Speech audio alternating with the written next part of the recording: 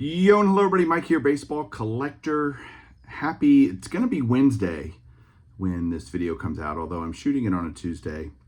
And happy Memorial Day, belated to everyone. I hope you had a great time with family and friends, hanging out. Yeah, it's like the unofficial start of summer, and man, we went to the lake and had a great time with friends. So good time, good time. What's also great about 3-day weekends is I tend to get a lot of mail the next day, which I have some cool stuff to show here shortly, and then kind of go through some things. But the best part of the last week or so has been, again, as I'm recording this Tuesday afternoon, the Mavs and Stars are both in their respective conference finals. And yeah, 6 games have happened since that all started, and the Metroplex teams are 5-1. Mavs are 3-0, on the verge of sweeping the Timberwolves. I don't know that they will. They have a chance tonight to do that. We'll see. Hopefully they do. The Stars are now up 2-1. So 5-1 in those 6 games has been a pretty fun week as a Metroplex sports fan, because the Rangers have still been scuffling along. And it's like I'm not even caring because I'm enjoying the other playoffs so much. And that's the great thing about being a sports fan of all sports. I love them all. Baseball for sure, number one. Football probably number 2, but I love the Mavericks. I love the Star. I mean, I really enjoy all of it. I love professional golf. So it's there's never not something to watch that I will enjoy and be into. So that's good. It doesn't always translate to the hobby though. I don't collect all that other stuff too. It would be way too much, but I do enjoy the sports themselves. And so another thing that happened last week was the national, or I guess it's not even the national really, TriStar released all of the autograph prices for the players that are so far on the list. And I have this annual internal struggle that I go through, and I'm going to go through that a little bit here in a minute and show you some things that I'm thinking about doing and some thoughts. But your opinion would be welcome. I'd love to hear it, what you think. I think I get way too into it, and I probably overthink it. That's without a doubt. But I'm really on the struggle bus this year with what I want to do, and it'll make sense as to why here in a little bit. Yeah, I did get, part of that is I got a couple of Cal Ripken cards. So guys, don't tell Julie, because she'll want to, see him. And Cal Ripken's her guy. She has this weird deal, but I've been thinking about it. Like, if I shaved my beard, I would look just like Cal Ripken. I mean, he could be my twin because I'm bald like him. I have blue eyes like him. So maybe that's why she has this unhealthy fetish for Cal Ripken Jr. No, I'm just kidding. I mean, she thinks he's, she uses the words hunka hunka. But I do have a couple of Cal Ripken cards I'm going to show you and why I got them. But yeah, let's get to some cards and talk through some national autograph stuff. Less than 2 months away, by the way. The national videos will be coming soon, but not today. All right, talk to you in a minute. All right, here we go. Ironically, the first thing, if you recall, a couple weeks ago, I did a PSA DNA reveal, and this was a card that came to me back authentic, which I wasn't really concerned about that, but it had on the flip up here, Lefty Gomez, and that was obviously wrong since this is Lefty Grove.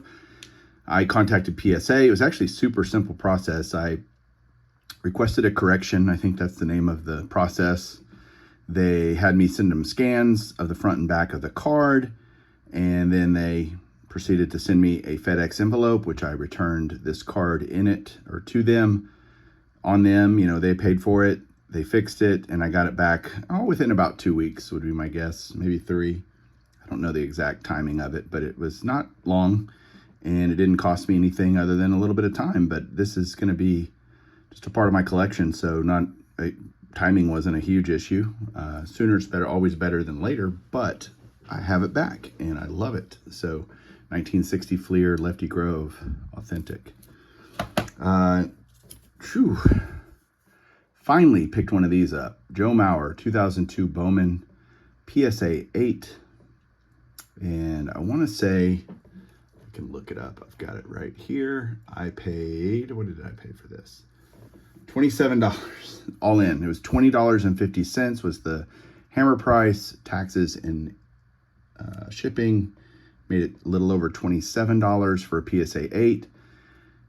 I think PSA 9s are $125 to $150, so that made no sense to do that when I could get this one for literally a fraction of it. And again, the key to me is having the card in a near mint grade. That's perfectly fine. And so, thrilled to add another post-war Hall of Fame rookie card to the bunch. You know, man, I could do a whole video on why did they use the Bowman for the registry. I really don't know. I mean, he has a Topps card, so why not just use that? But I think it's to add variety, and don't ask me. There's a lot of head scratchers in the post-war Hall of Fame rookie set. Pujols and Ichiro are the most glaring examples of that, but there's Mauer rookie. Next up are some things just shopping around always for Dick Perez items.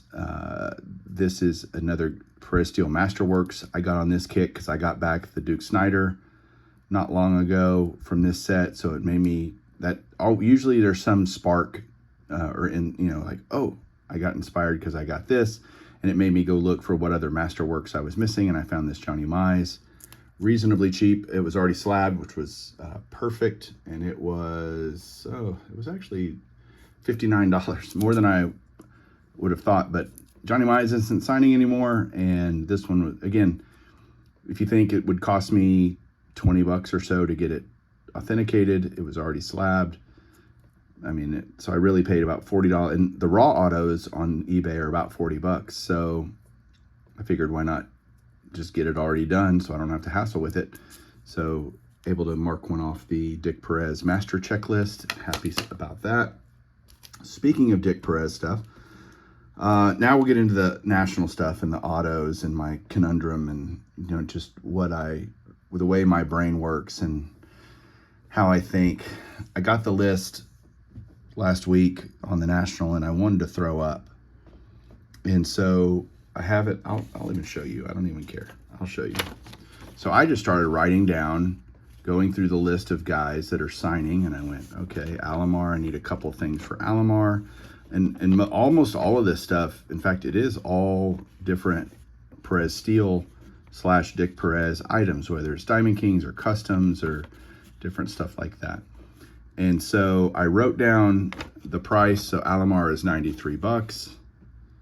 Pedro Martinez has two different prices because there were two things I wanted to do.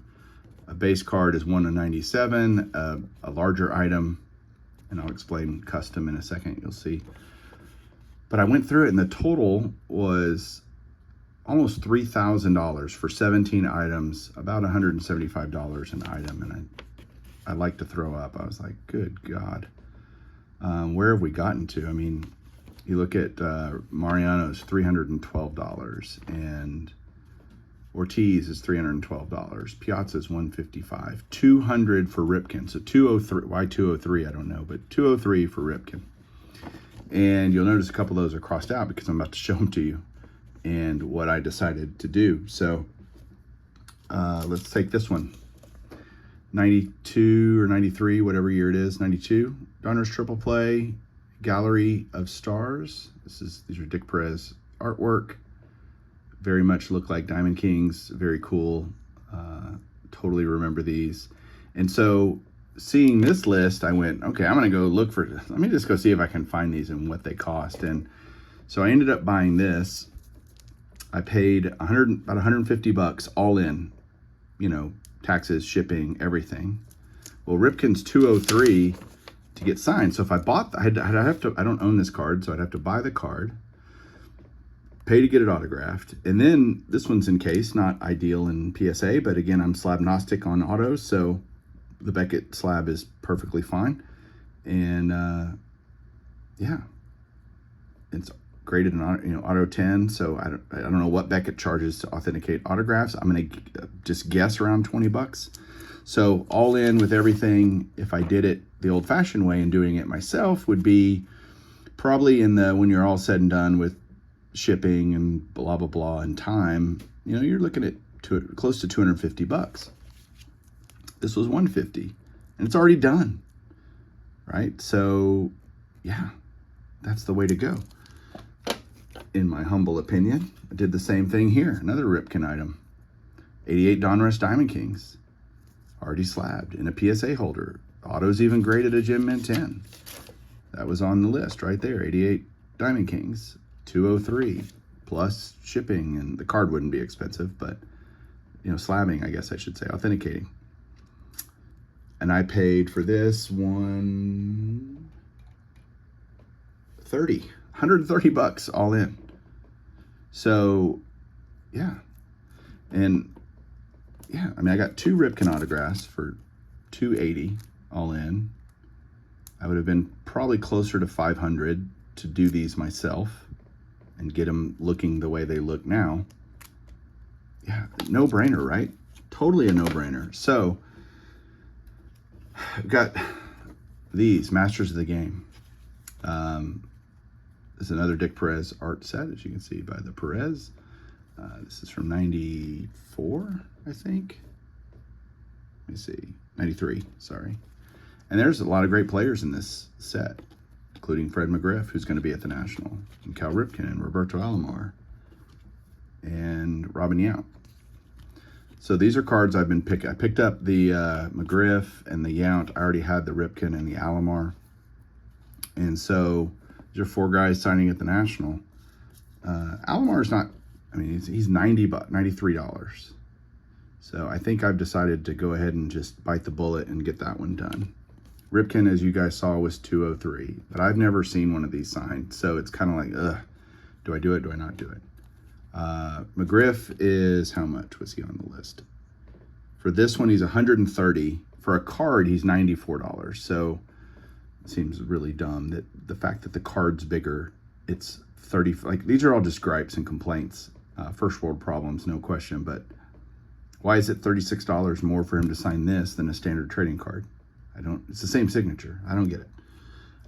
It's just squeezing money out of us. Robin Yount, he is $114. And these rarely come up signed. And it doesn't mean never. And so, I don't know. Plus, I will send these in all to get slabbed. Because that's what I do. And so, a lot of these are maybes, we'll see. And possiblies and likelies. But the ones that I really have the struggle bus with are these, and these are my custom Perez Steels, right? There aren't any of these out there. They don't exist. And so if I want this signed, I'm gonna have to pay either a private signing or somewhere like the National or whatever. Same with Pedro, who is, by the way, to do this, 207. So he's $200. Ripken's $200. Ortiz is $312.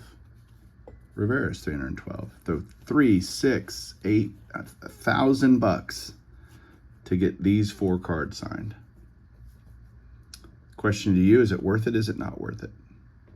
Comments below. I struggle a lot with this. And some of these look better than others, like the Ortiz looks good, the Rivera looks a little squished, Pedro looks good, the Ripken looks really good actually. That would look amazing. Blue Sharpie right across there. Ooh, the Rivera would look great right there. I mean, these would look amazing. And I would love having them part of my collection. Why am I getting hung up so much on the money? I don't know. Just am.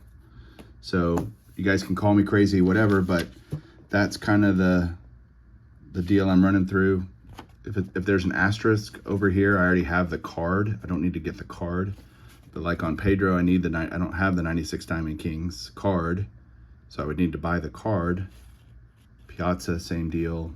Frank Thomas, same deal. Dave Winfield, same deal. So, I don't know. The conundrums of a collector. That's what I'm dealing with. But, yeah, let me know what you think down below. And thanks for watching. Talk to you guys soon. Keep collecting.